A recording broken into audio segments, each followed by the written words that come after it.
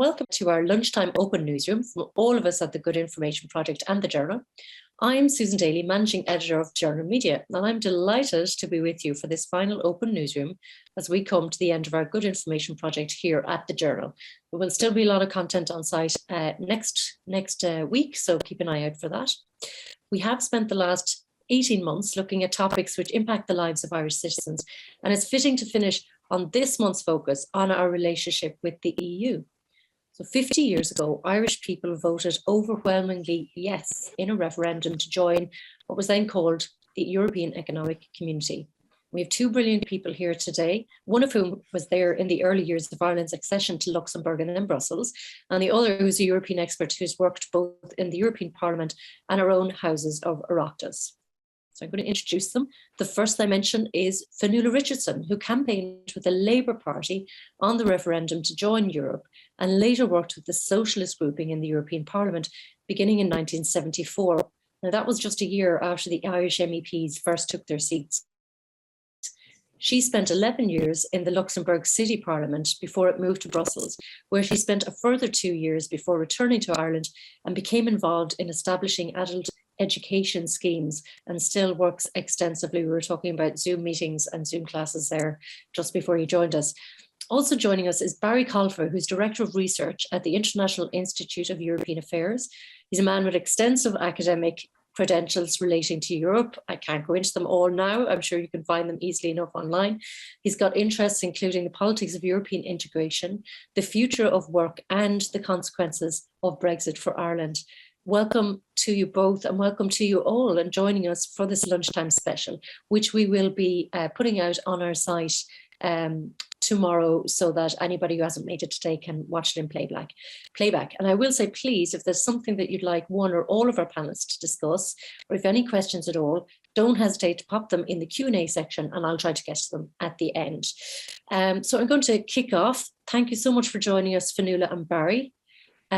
Before we begin in on the European Union proper, I think from talking to you, I'd really like the audience to hear something from each of you about how you became involved in all things EU. And Fionnuala, if I can go to you first, you were already working in Germany before Ireland joined the EC as it was then. How did that come about and how did you take that leap into Europe? Well, I hadn't been teaching in Dublin. I was a secondary teacher in Dublin, and I'd always had this thing about Germany. So after I left school or after I left college, I learned German. And then when the opportunity came up to go and teach teach English in Germany, I took it. And that was just a year before we joined the EU. And I can remember the teachers in the school, the staff person who had to take me to all the offices was so apologetic about me having to do things as if I was, an immigrant, which they said, oh, if only this was a year later, you'd be just like us, but they were very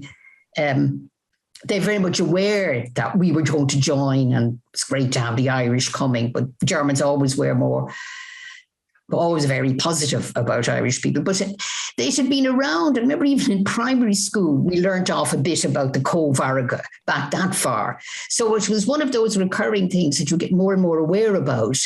And I always thought it was a great idea and was quite uncomfortable with the Labour Party's position. But like most of us were democratic. There were always arguments.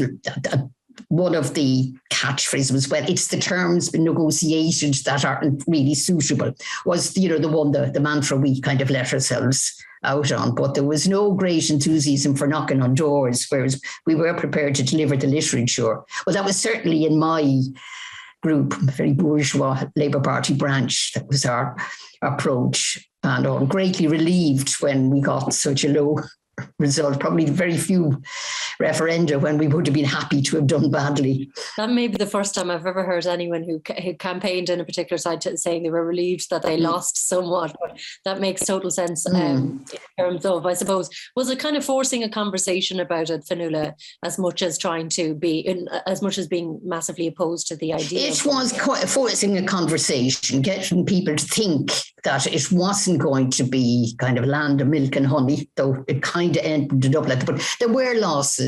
A lot of industries did go under, but other things did work out. But it was also at the time the British trade union movement, of course, was opposed. A lot of the social democratic parties on the continent, I don't say in Europe because we've always been in Europe, that they were opposed. And there was a conference about a year beforehand. We had one or two people saying, foreigners coming and saying, other Europeans saying, oh, you must join, we need you. And the more terrifying to Irish people was that all these people who were going to save us actually needed us. We didn't know how it was going to develop over 50 years. But, it was being wary seemed not a bad idea, and saying that there would be problems. It wouldn't be all easy. It was an argument worth pushing.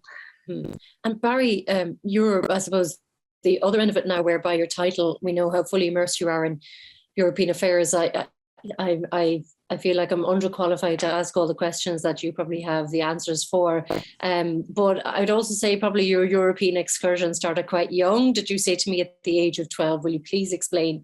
Otherwise they'll think I have the youngest European academic diplomat in the room. No, absolutely. And it was really nice to hear Fionnuala's experience there. And I'm really happy that mine is equally professional and personal. So what I'm doing now and the things that I've done in my working life, that's really important to me in terms of my attachment to Europe, my origin story. I was, of course, born in the EU because I was born in Ireland. But then when I was 12, we moved to Ireland with my dad's job. So my dad was a civil servant and he got a job working in the institutions there. So my immersion with things European started then, that I went to as in a very privileged position because I went to this school that was full of other children from whose families were in Brussels for the same reason. So I went from this really nice homogenous environment in Ireland to this really like wildly diverse place, not just people from other places, but indeed there were girls because, the school was mixed. And my time in Dublin was with, we all know how it is.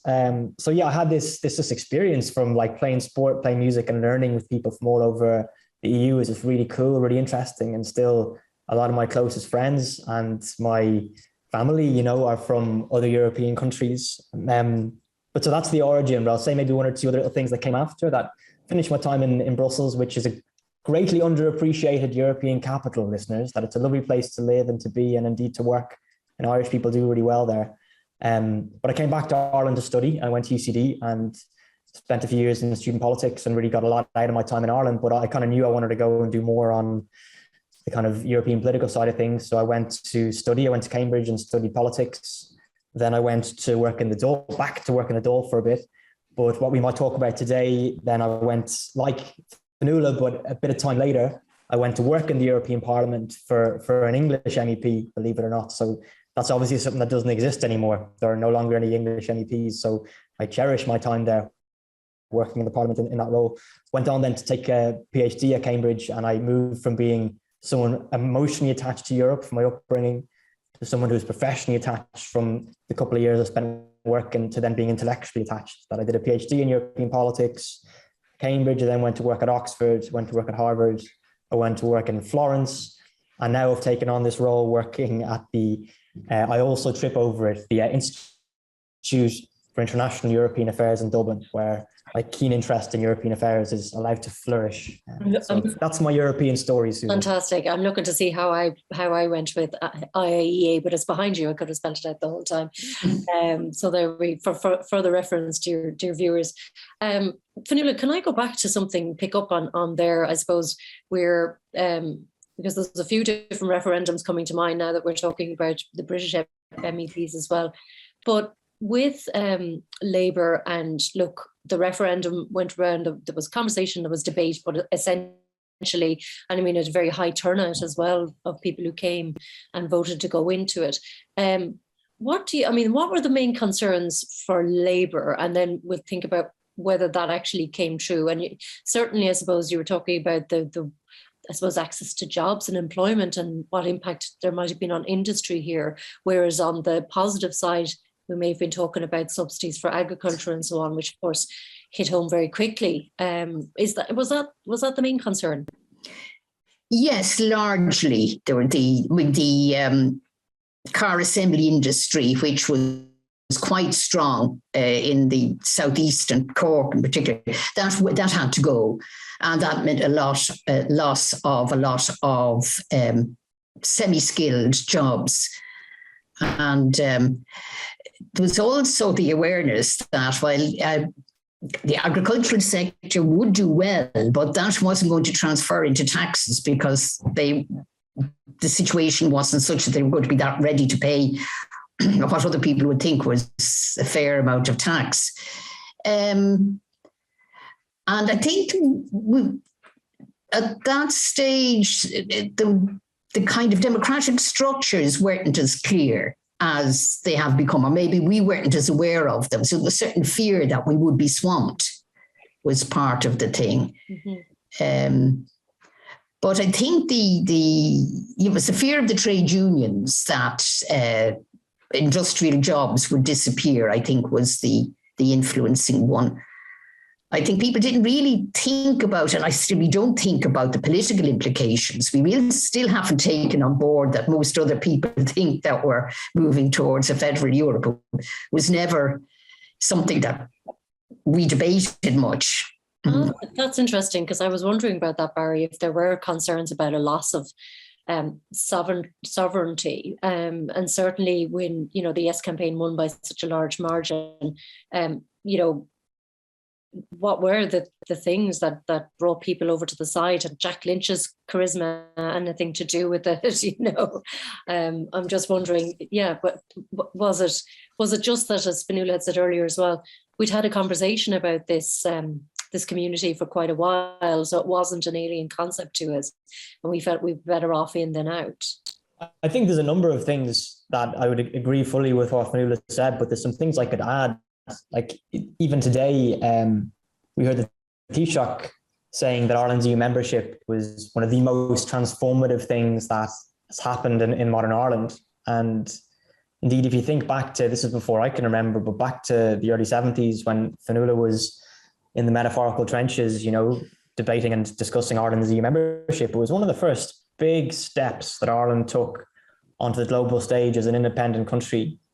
And one of the things I think that marks Ireland out compared to other countries like the UK. So I spent a lot of time in the UK and in and around the UK politics. And we know from the recent debate 6 years ago that there was this real fear that EU membership somehow erodes UK independence and UK sovereignty, and it somehow makes the UK less. Whereas in Ireland, but not uniquely in Ireland, this is in lots of other countries, remembering most EU countries are small, 20 of the 27 countries have 10 million or less. There's a real sense that actually this is a big, complicated world, and it's kind of a no-brainer, like small countries buddying up and, of course, celebrating and acknowledging your differences, but realizing that actually this project can protect us and it defends and even creates Irish sovereignty, that there's many examples of Irish people who went to Brussels. Obviously, Fionnuala is an example. But 2 weeks ago, there was a statue of John Hume unveiled in Strasbourg, one of the great Europeans, one of the great kind of figures of Irish politics. And obviously he was representing Northern Ireland, but he was an Irishman. And the joining the EU, I think, to answer your question directly, allowed Ireland to project itself onto this big canvas and for Ireland to obtain a voice it wouldn't otherwise have gotten. I see. And when we did join, I suppose, and whatever about the border issues we're dealing with now, again, looking at that, we did enter a community where you had people who had been sitting on opposite sides of a world war, not 20 years previously. Well, I suppose almost 30, but certainly, it was 1950s that community came into being. Fionnuala, how was that? It's really hard to picture that now, even though we still think, I suppose, of France and Germany as having certain tensions, even within the EU. How was that? That was very interesting, because remember, the first committee that I had to look after was social affairs, and there would have been elderly MEPs, but there was a Danish member, a German, and a Dutch one. And I remember getting into a chat with them. They had all been on different sides in the war. Now, I suppose the Dane and the Dutch would have been more or less on the same. But they would have been shooting at one another. In the 40s, and here it was kind of 30 years later, they were siding with one another on social issues in disagreement with the people of their own nationality who had different political views. And it was fascinating to see that, they were actually prepared to talk about it. And one of them had been a prisoner of war in the UK. That is one of the things that we don't really realise how important it is, because we didn't have the experience. Mm-hmm. And those groupings, that's something that is not something we understand very well, and it persists to this day, Barry, around how groupings in Europe and the EU are quite important in terms of what gets focused on, as opposed to, as we know, not all the Irish MEPs stick together on subjects any more than they would in political party lines here. But, that idea of people who've been sitting across from each other in foxholes, feeling like they're on the same side because they have a similar agenda, as opposed to maybe somebody else from their country. Those groupings are still persistent, that they have evolved in a different way. I think that's one of the really important things to try and understand the unusual beast that is the European Parliament. And I'll come back, if I may, in a second, Susan, to something Fionnuala said that I think is really interesting. But looking at the groupings, indeed, when you were there, Fionnuala, right, one of the big decisions of the early Parliament, the Assembly, as it was called, there was only people directly elected in 1979. So yeah. When the first versions of the Parliament would meet, there was an early decision to sit in your political group. And that's actually, like, the legacy of that is so important, because the alternative would be, as you said, the Irish sit together and the Danes sit together and the Dutch sit together, etc. But no, that's one of the things about, like, that makes the European Parliament especially so remarkable, is that you have people from Portugal and Poland and Finland and Estonia all working together. And indeed, the translation services of the European Parliament are some of the hardest working people in Europe. There's a debate happening in Finnish, Dutch, and German all at the same time. And one of the amazing things is how it actually works. So the MEPs do sit together in, like, these very broad coalitions of, there's centre left and centre right and green and centre and more conservative. And it's really important to try and, it's one of the first things to appreciate about the European Parliament is when you go there, you sit with your political family, not with your national family, Mm-hmm. Is it okay if I just go back quickly to something Fionnuala said? Something I want to come back to with Fionnuala as well. Would you like to go first? No, go ahead, because I have a good question in from someone that actually goes back to how we felt about joining. And rather than wait for the end, I'm going to interject it here as well. But go ahead, Barry. Just on the whole genesis of the European project, there are different things that brought it into being: the desire for economic prosperity, and indeed, remember the context, there was a fear of communist subversion and then the threat from the East. The most important thing is the peace project. And if the EU achieved nothing else, it achieved that, which is just absolutely enormous. You use the language yourself. People who are firing across foxholes are now locked in combat across debating chambers in Brussels, and that's really, really huge. And whilst in the initial stages, it may have been difficult for Ireland to fully identify with that because of our involvement in the Second World War. It's been very different to people in the Benelux or in France or Germany. I think if you project forward a couple of decades and our own peace process in Northern Ireland, the role of the EU was so important in that on two levels, which I mentioned briefly. One is the values of the EU, that it is a peace project. And despite all of our diversity, we want peace to reign in Europe, a continent that had been at war for the previous 1,000 years, 3 big conflicts in 70 years. This whole kind of the idea of peace above all else, peace comes first. That was very, very important. But on a real practical level, in terms of the Irish peace experience, is these habits of cooperation that we're allowed to develop in the EU. And it's one of the really sad things, as someone who has a foot in the UK and in Ireland and is familiar with both of its politics, the relationships that were built up that fed into the Downing Street Declaration and the Good Friday Agreement itself, the fact that people knew each other by name and they spent a lot of time together on the fringes of meetings in Brussels, and they realized, gosh, we have so much in common here, that it allowed for these kind of associations and relationships to build up, which fed into the peace process.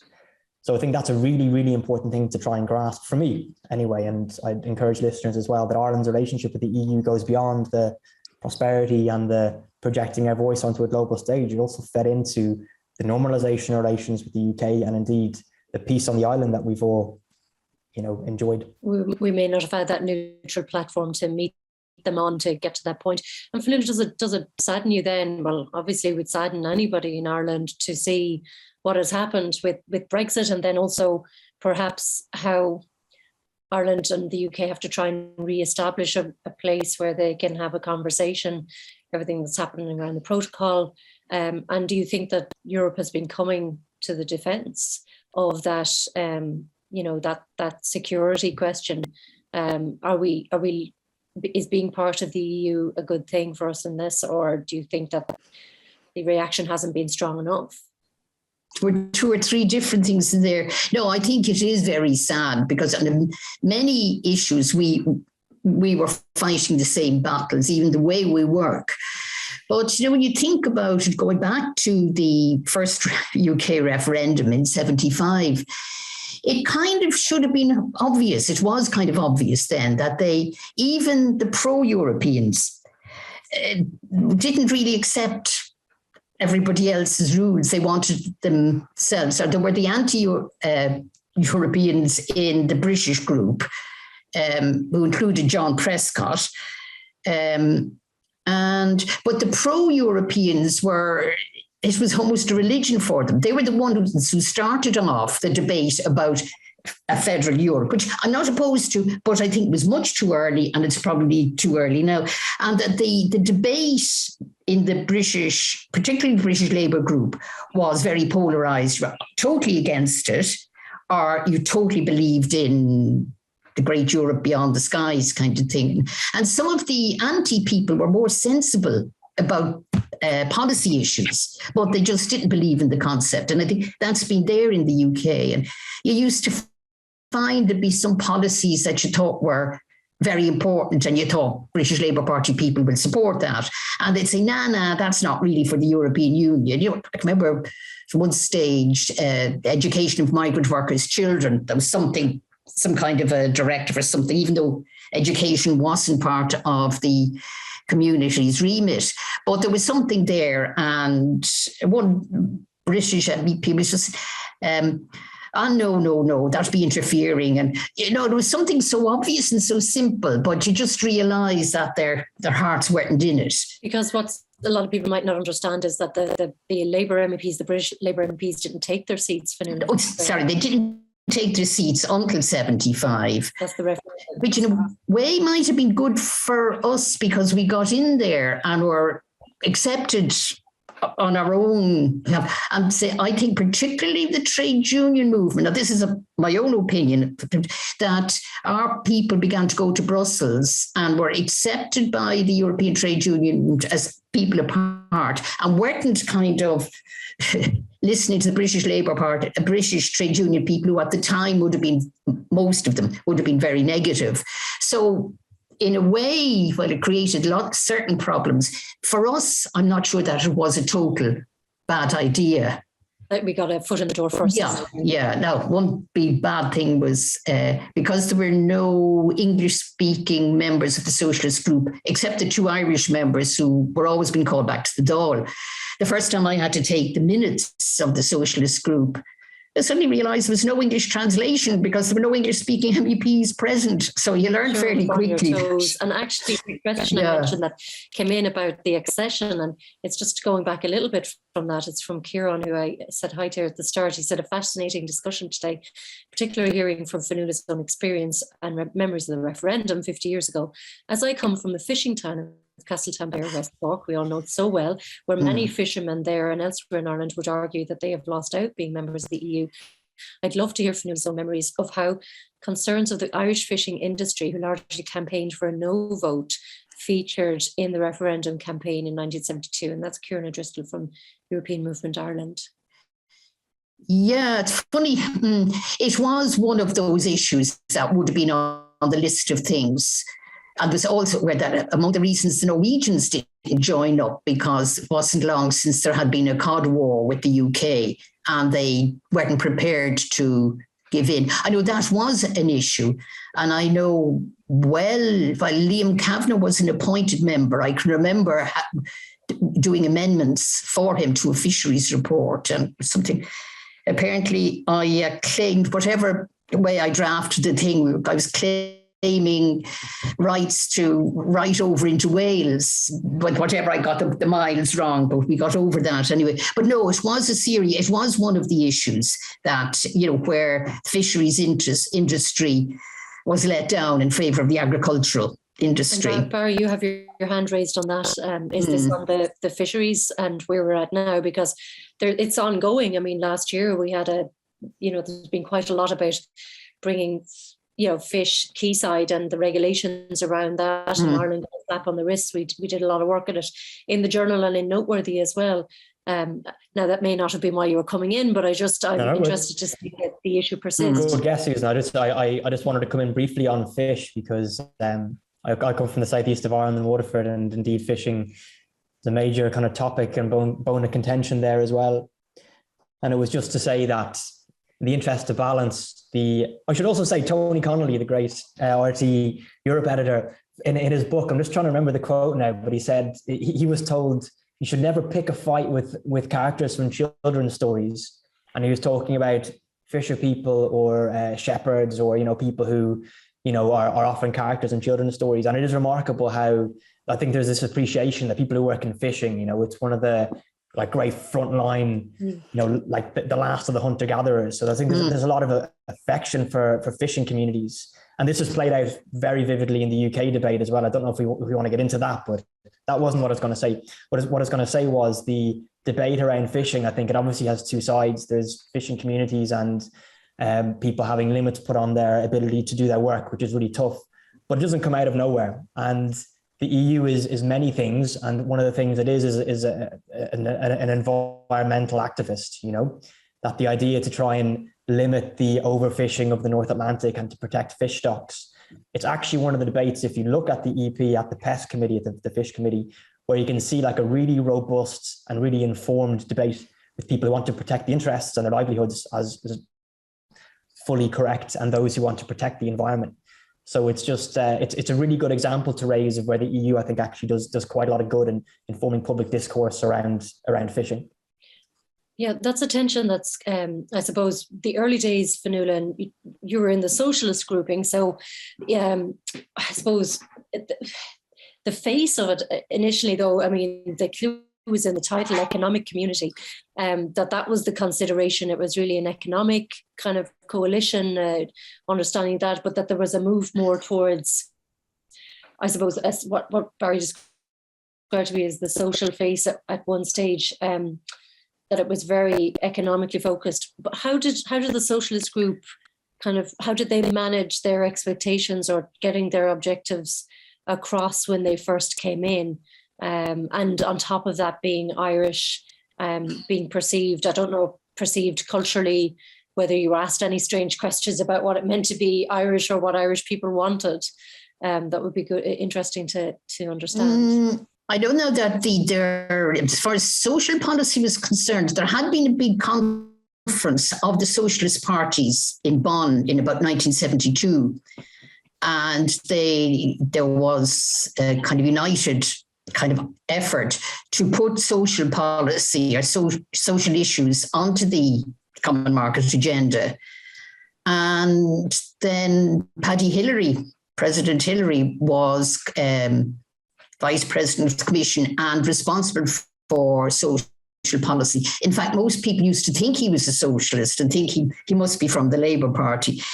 And that was the social, I can't remember the name of it now, but that was the introduction of a concern, moving from kind of common market to social Europe at that stage. And it was interesting from an Irish point of view because the Labour Party was in government at that stage. So Hillary and Michael O'Leary and Frank Clusky worked very closely together, particularly during the Irish presidency, I think 75, and things like the Combat Poverty Agency, a whole lot of issues, and the development of the Social Fund. And the Regional Fund was a tiny bit later, but it was part of it, giving a human face to the common market. Mm-hmm. And it was part of, it was kind of the late 60s, well into the 70s was, if you like, the social democratic era. In a bit like now, it's the Christian democratic era, whatever. So Yeah, there was increasing awareness that social policy was important, even if for some it was about working, workers' rights to ensure, again, the reason for equal pay was because if women were underpaid, people could undermine the market, undermine the payment of men and so on. So, but while that was the economic argument, there was a lot of arguments in favour for looking to make Europe, the human face of Europe, turn it into a social union as much as a common market. And is that working out, Barry? I mean, this is it a social face with an economic, undercurrent, or one of the key competences we talked about before was workers' rights. Is that purely for the sake of productivity or making industry work smoothly, keep people in the labour market, or do you feel that there is an equal weight given to the social platform? When we think about Kieran's point earlier about how fishermen felt they lost out, and there's obviously, there was a good reason and still an issue with the overfishing and trying to, I suppose, marry the two things. But ultimately, do you think either win out with the EU? I think clearly the EU described itself in the treaties as a social market economy, and I think anybody would acknowledge that it's more market than social. That the fundamental building blocks of the project is the single market and the fact that we can live and work and trade within the bloc and move around. And there's nothing small about that. That's really very significant, that you can go and live and work in any European country and bring your family with you and access the welfare state and whatnot. But in terms of emphasis, certainly it's more on things economic than on things social. But let me say two things. That Europe has a really important social face. Things like the Working Time Directive, you mentioned equality and pay, health and safety, discrimination, these things that aren't to be sniffed at, entered into Irish law and entered into the law of other member states via EU regulations and EU laws. And that's a major thing. And I was just thinking as Fionnuala was talking, that if we go back to the 70s in Ireland, but the example might actually even be more vivid if we think of our neighbours in the UK again, that to oversimplify things, back in the 70s, a lot of people in the Labour Party were anti-EU, as the EEC as it was. They didn't want to be in because they saw it as a big capitalist club, whereas a lot of people in the Conservatives thought this was great because it's an opportunity for economic activity and for trade and for business to do well. The roles essentially flipped after kind of 25 years, that when we got the emergence of the social chapter in the Maastricht Treaty, which the UK initially opted out of. So these were the kind of the social face that we're talking about that developed belatedly. It was chasing the European single market, but it was there, the kind of social elements that protected workers. This saw a switcheroo in the UK where many people in the Labour Party were of the view that actually this is good. This is protecting fundamental rights and people's rights at work. Whereas a lot of Conservatives are thinking like, actually, hang on, this is now becoming too social and becoming too burdensome. So I think that illustrates the point I was trying to make, whereby over time and certainly after the economic phase, Europe has developed an important social face. And a lot of the terms and conditions of employment that we all experience in Ireland have been kind of negotiated at the level of the EU. So we all experience it every day. And Fionnuala, when you left, it was the 1980s at that stage, and we were, it was in Brussels and so on. Was there a marked difference at that stage about how Ireland might have been experiencing EU membership versus when we came in at first? And some of the concerns have been realised, as you said, with some of the industry shutting, fisheries, but on the other side, maybe agriculture is doing well. See, the mid to late 80s, it's hard really to assess because economically that was quite a bad time. And it was more that people were taking it for granted. But I think then there was a lot more negativity about the European Union in Ireland than there is now, simply because, you always blame Brussels rather than your own government. And there's that feeling. But things were kind of gradually changing, but this was only kind of 10, 12 years, 14 years, I would say. Things hadn't changed that much. It was more a gradual process. We were easing our way in. Now, when I left just as the Spanish and Portuguese came, So that would have brought an awful lot of change. The Greeks coming in 81, they didn't make that much. They just meant that we were slightly less poor than the average. But I can't really, it's hard to remember. I don't think there was that much difference from the early days to then, at least not that as far as I could observe. Barry, you've your hand up there. We talked about Maastricht and kind of changes after that, and then as said that the expansion as well, with the Iberian, Spain and so on coming in, it became very different. What we came into was a much smaller block. Absolutely, and if you wouldn't mind, I was actually going to ask Fionnuala something about that. I know there's questions in, but would you indulge me? Of course. Yeah. So something I'm really fascinated by, Fionnuala, is just what you were talking about, being an Irish person working in the European Parliament in the 80s, which is, a very particular time in Irish history in terms of, recession and indeed the Troubles. And we've all experienced this being in other parts of the world, and there's a conflation between the UK and Ireland, which we've all come to live with, and I conflate other parts of the world as well, I'm sure. But so I've always wondered, like, what was that like? How are you appreciated as an Irish person? Do you think other Europeans understood the distinctions? Was the Troubles on their radar? Do you remember what it was like? Ooh, the Troubles would have been a big thing. Well, first of all, John Hume was there as a member, and it was an issue that he would raise whenever the situation called for it, which was very frequent. And I remember around the time of the hunger strikers, that was a very fraught time, because most of us, there was the thing that the hunger strikers, let's say a lot of the Europeans thought we were being a bit cold about them. They thought we should all be out marching in favour, because most of them hated Maggie Thatcher.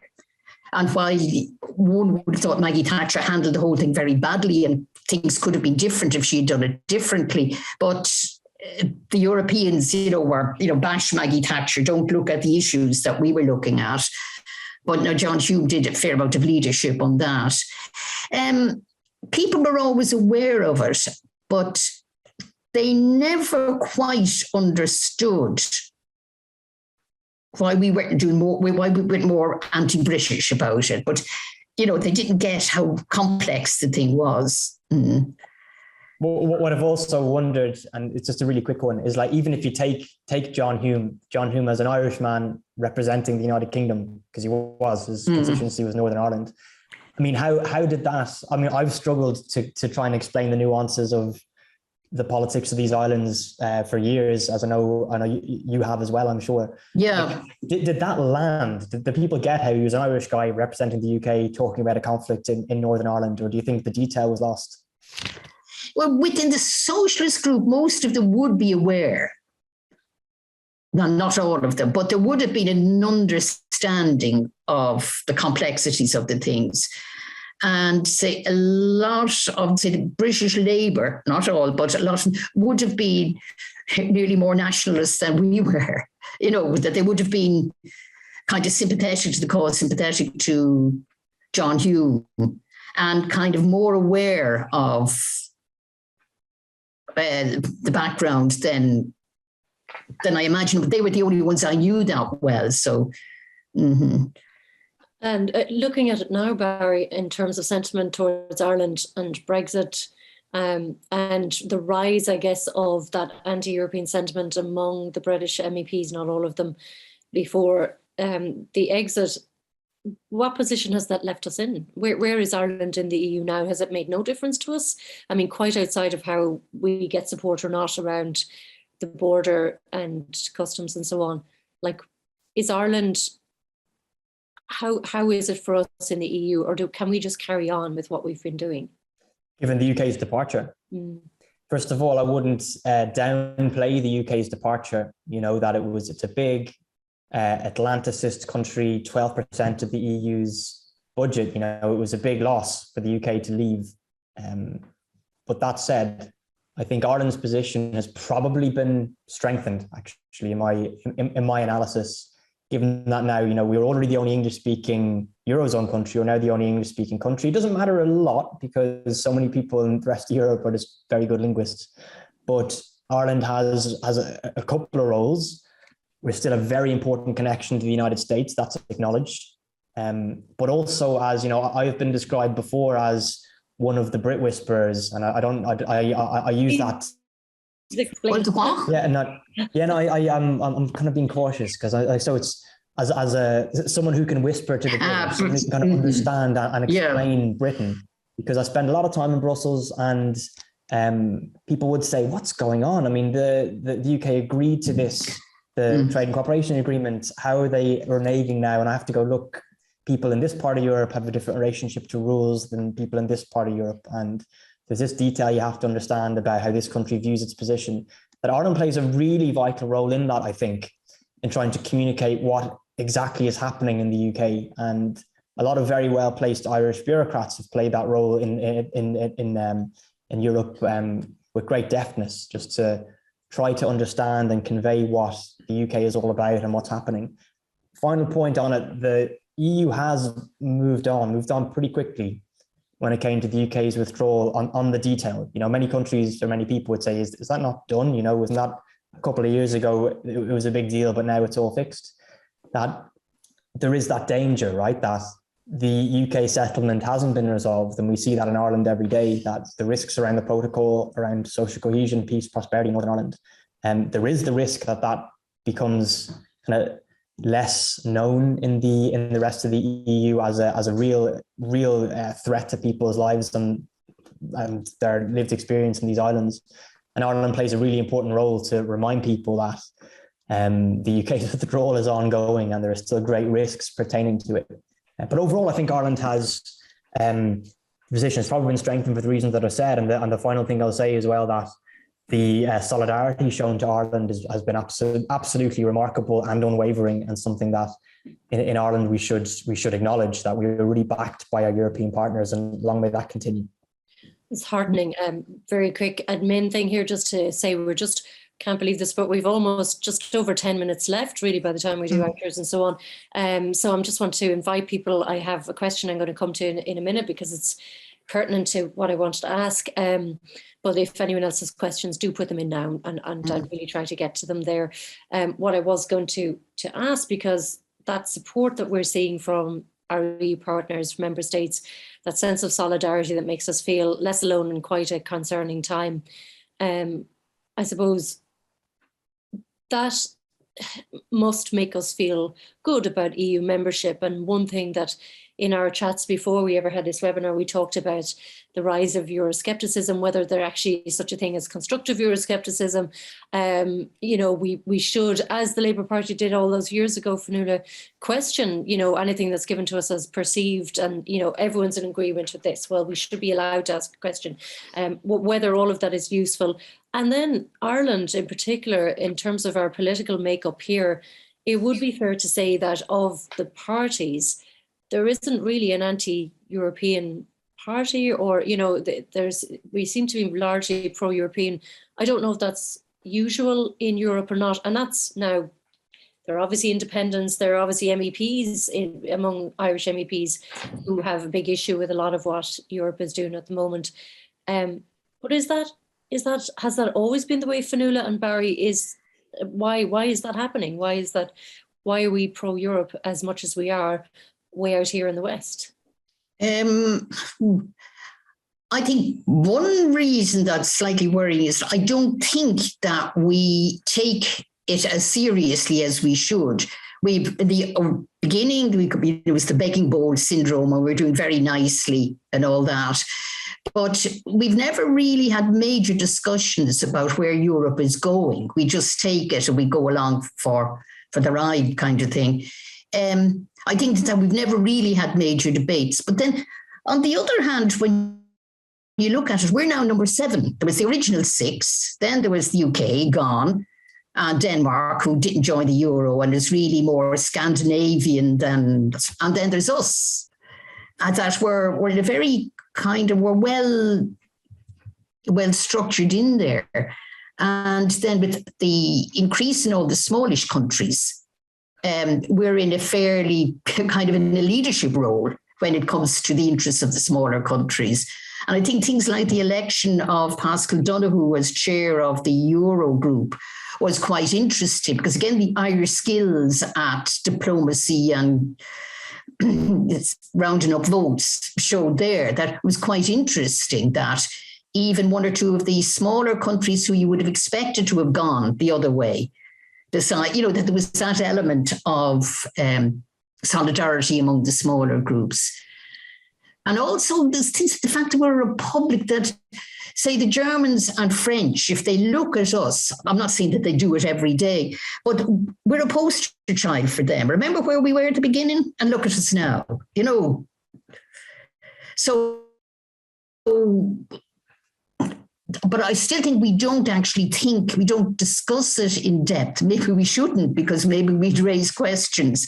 But no, I think that one of the reasons that what people aren't as critical as they should be is because we don't ask questions. We don't examine the policies as much as we should.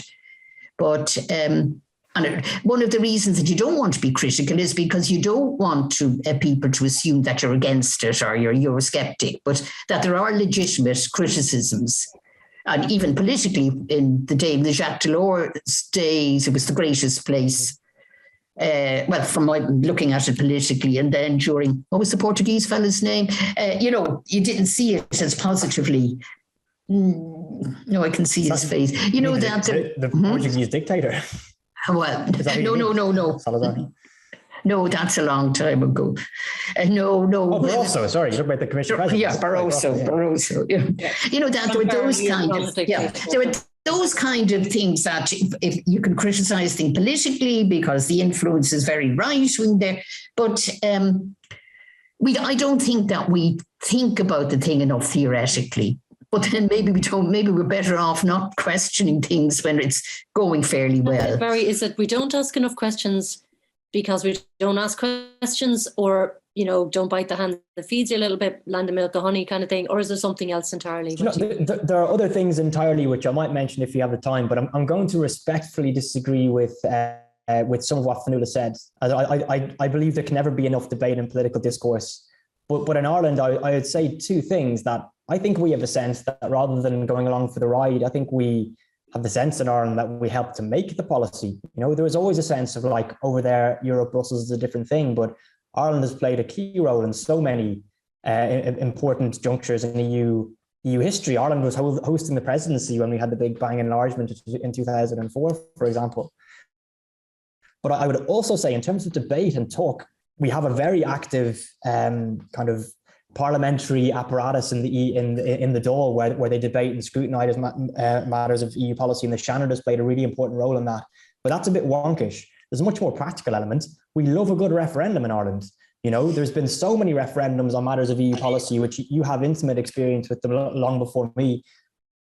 But we've been around when there's been referendums, and it's rare to have that in a new country, even though they're intermittent, but to have like a really vibrant, and also, the Irish, and I'm not promoting our hosts here, but we have a very kind of civilized and informed media landscape, thank God, where there's kind of, objective analysis of stuff that happens. And I think it's good to be critical. And back to your question, Susan, about Euroscepticism and Eurocriticism, I think it's really healthy to have that. And we have some political voices who are very, very critical in a constructive way of the EU project. But I think with both of those pieces, the fact that we have referendums intermittently that involve the entire population, and also the fact that we have an active public discourse, I think it's really good, and that we do kind of tackle the big questions of the EU in a good way compared to other countries. Yeah, on that note, actually, we will have a survey up at the weekend. Well, it's a questionnaire that we did of every Irish MEP, and they've all been amazing to come back to us. I'm just waiting on one, so I'm not going to say their name, but you know who you are, get it in. The deadline's passing, and we're going to have it up at the weekend. And we asked them all the same questions, and we asked them things like what piece of work that they had done in their time there that they are proud of. We asked them if they had gone into the European Parliament and how was reality versus what they had thought they were buying into. Some interesting answers to that. Things that they thought the EU were doing well, that we're not doing well on, where they saw it going, what they felt the priorities should be. And I have to say, very honest and as diverse as you can imagine, because of the diversity of MEPs that we do have. And sorry, Barry, did you have a final point on that there? I feel like I might have crossed you. That'll be on the Journal at the weekend, so keep an eye out for it. Well done for corralling almost all the MEPs. That's an all of them. We will get them all. The last one was just super busy, and I know they were, so I'm sure we'll get them in. But yes, absolutely, all of them. Very that's great. Happy to. Let me just really quickly address your question directly. I know there are questions and time is short, but just to answer the big question. So why is it that Ireland, the Irish public, tends to be pro-European? I think there are many different reasons, but I'm going to literally in a word mention, I think 5 of them from what I've jotted down. Ireland has done well in terms of the CAP, infrastructure, investment. That's just a reality that Ireland has benefited materially. But also there's more intangible things. The idea of Irish sovereignty, I think you're dead right about Ireland being a republic and the values of the EU. I think we share a lot of those with the likes of France and other European republics, but there's a sense that Ireland has been able to protect its sovereignty, I think, at the EU level, as mentioned before. Third point, we've been able to distinguish ourselves from the UK. Whether that sounds petty or not, it's a big one, that Ireland has now, has a high international profile, and it's partly due to being in the EU. Fourthly, I won't go into it because I mentioned peace, the Irish peace process. It's intimately linked to our EU membership. And then there's this notion of just kind of projecting ourselves onto a bigger canvas. The fact that Ireland kind of stands, as a peer of other big EU countries. But I do want to make one point. There was a very close call over the past decade, and it's kind of remarkable that I haven't mentioned it, but with the kind of coming together of the Eurozone crisis, the bailouts of Ireland, Portugal, Greece, and elsewhere, the migration policy crisis of 5-6 years ago. I mean, the EU was really on its uppers, and that was a terrible time for lots of Europeans. You're asking in the previous volley of questions about the social face. The social face it was just ridden roughshod over, and that was a bad time for the EU in my view. And we now see a slight change in posture that after COVID and the EU's response to it, raising money and distributing it to the countries most badly affected, that's a really big thing. The fact that the bailouts that we endured here and elsewhere are conditional on all this swinging austerity, that was really bad for people, and that harmed people and harmed societies in a really demonstrable way. The EU now, I think, has kind of learned that isn't a way to build a consensus and to build a community. And so, hopefully those dark days of the bailouts are now in the past, but it was certainly a close call. I don't know if Fionnuala would agree. No, see, I wouldn't, relatively recently, I wouldn't have been as closely involved in how things were evolving, but I would certainly agree with your analysis. Yeah.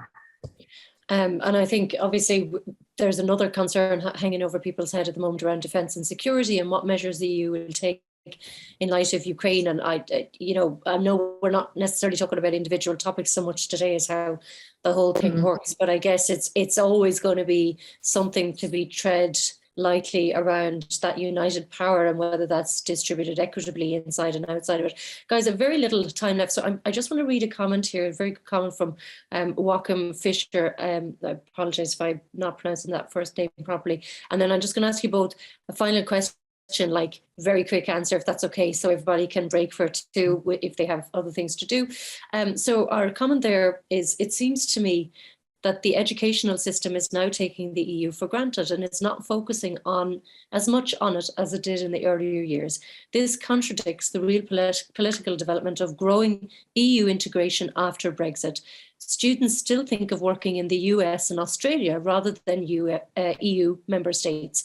It is more a question of lacking language competence. After all, English is the lingua franca of the EU. But of course, there needs to be a quantum leap in language teaching as well.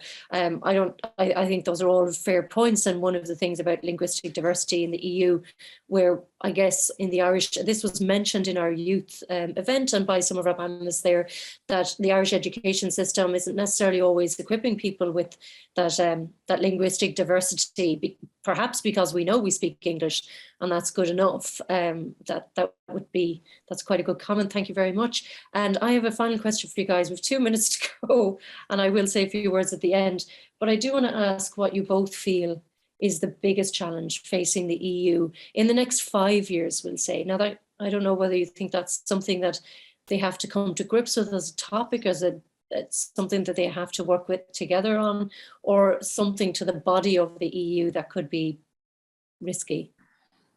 Fionnuala, do you want to go first? Yeah, there's lots of issues that are important, but I just think the Ukrainian situation, the Russian war on Ukraine, is the biggest issue. And until that's kind of controlled, other issues just fade into insignificance.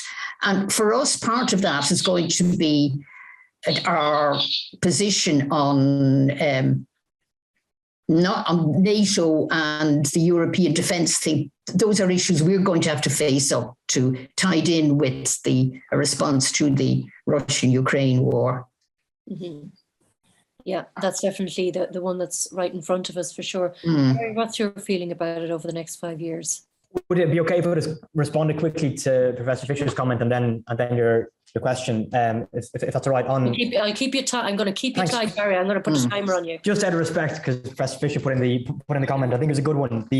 It's worth noting that education remains a jealously guarded competence within member states, and I think that's probably right. That I think it's up to domestic governments to decide curricula and how that works. But I think they also have a real responsibility to teach about the EU. I think you're right. Irish people do well going to work in the institutions, but I wouldn't downplay the language matter. That English gets you so far, but you must have other languages as well. I think it's a requirement to work in the institutions for one thing, but it's also just respectful and good to have more than English and Irish and at least one other. On the question about the big things facing the EU, Susan, certainly the Ukraine crisis, without question, the knock-on effects for the cost of living, for migration, for public services, for the EU's very values, for the size of the EU. We've seen Ukraine being granted candidate status. Doesn't mean all that much now. It's still decades away from even being a potential member. But needless to say, the impact of Russia's war of aggression is paramount. If that hadn't happened, it would be the fiscal union. It will be establishing how the EU raises money and what the EU can do with that money, and whether we can avoid having these nasty kind of conditional bailouts that we had 10 years ago in the future, that we can help European countries chart crises in the future.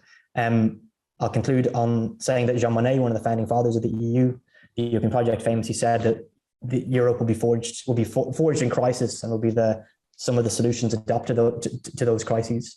And with each volley and round of crises, the EU is always strengthened. And I think the Ukrainian crisis affords an opportunity for the EU to really kind of step up now and take responsibility for our neighbours in Eastern Europe who are suffering. So I think whilst it's a horrible thing, what's happening, the EU has an opportunity to do something good.